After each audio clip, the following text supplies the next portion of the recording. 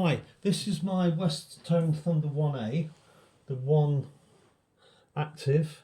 It means one pickup on active, so it's got the precision split pickups here. Yeah, and they're slightly tilted, as you could probably see. Just very slightly. Traditionally, it goes sort of like that, sort of thing. So it's very slightly like that. So we've got the brass effect bridge here, mashing control knobs. It's a black bone, I believe, there, strung with round wounds on it. I think the rotor sounds by the look of the silks at the top there. Let's have a look. The strap buttons here, they've still got the black felts around them on both of them there. That's important. I've taken the back plates off to show you. Now it's the original electronics in here, so there's been no messing around, no modifications here. So you can see here with the soldering here, it's the original soldering here. Here's the circuit board with the shielding on it. There's nothing been changed here. Even look, even the plastic strips here holding the wiring have coloured, haven't they? They've faded in time. It's about 40 years old, this base. Yeah. So that's there. So I'll screw that back in.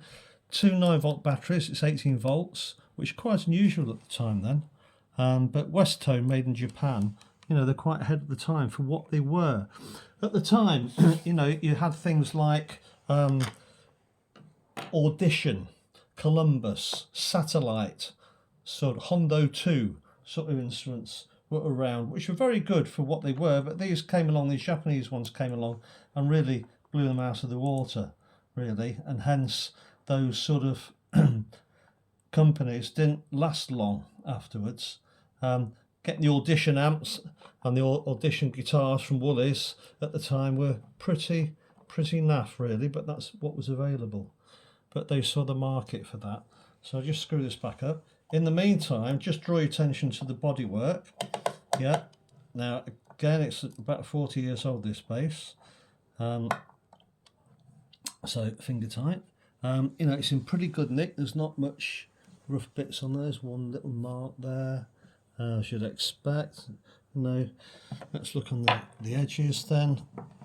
And that's that mark there. There's one or two surface mark, battle scars I like to call them, don't they? You know, one or two little things, nothing truly detrimental. I think that's the most worn part there, where the thumb would go when you're playing, you know, traditional position. Hold your thumb over the pickup there and play over the pickup there. There's no marks on the back of the neck there. Should have put that in. There's a number there that you can see. If you look online, I'm sure you'll get the date from it. If you look on the top of the headstock here, you know, it's pretty clean at the top there. Just pause it there a sec. I'll just put this plate back. Okay. If you look at the fret wear here, for 40 years, there's very little fret wear at all. Yeah. If I move it away as far as possible in there, you can see very little fret wear. For a bass that's over 40 years old, it's quite astounding, really. It doesn't need a fret dress or any shaping of the frets there, leveling or anything. They're all pretty good. There's no grooves in the splaying in the frets there or anything. So I feel confident on that. The fingerboard's in good nick. I've oiled it, lemon oiled it, and more recently, over the recent years, I've used the Nomad system that Roger Sadowski used to recommend. As I say, it's an active one, so here the flick switches, active and passive flick switches. We'll go through these in the next video and you can see it there. I'll just measure the nut for you, but this is in the the listing on eBay there. So there it is there. What's that? About 1.5 inches, or just under 1.5 inches there. Yeah. Okay. Yeah, that's about it. Thanks. Okay. Yeah. Okay. So here are the tones of the bass then. So as I can work it out, That's a volume control. That must be the mid, because it's not a pickup selector because there's only one pickup. And then this is a bass and treble here. See B and T there. So bass, treble, yeah, and that'll be the middle. So this will be turn the actives on and off. And I don't know what the other one is, so maybe you can find out about that. So what I'll do is I'll just show you the pots. So not crackling, yeah.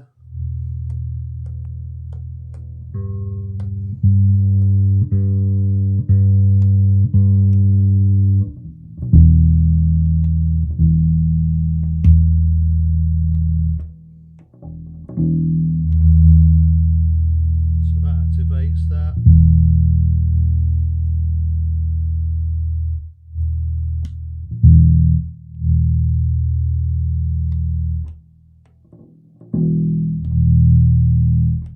Little bit of crackle there in that mode. Bit of switch cleaner will probably sort that out, I'd have thought. But there again, you know, 40 years old electronics, these things do happen. Bridge saddles work okay, both for the intonation on the Phillips screw going backwards and forwards, and the saddle risers here, I've checked them out. And so do the 4 screws here for the alteration. So I'll just play you a few things.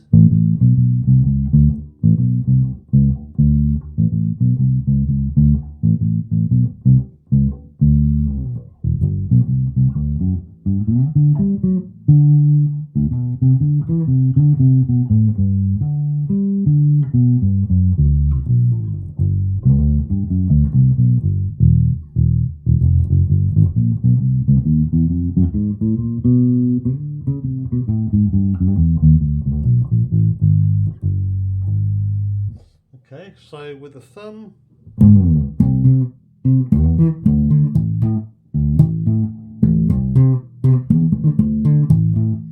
adjust these a bit.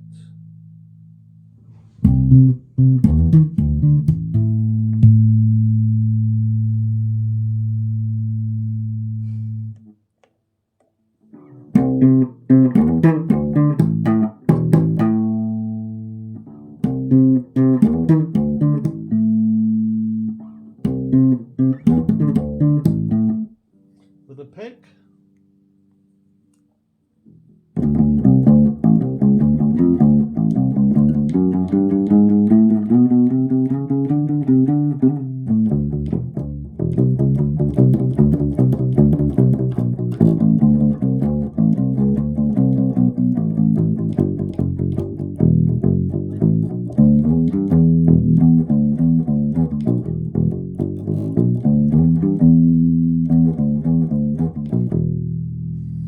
Okay, let's do the same line with my fingers.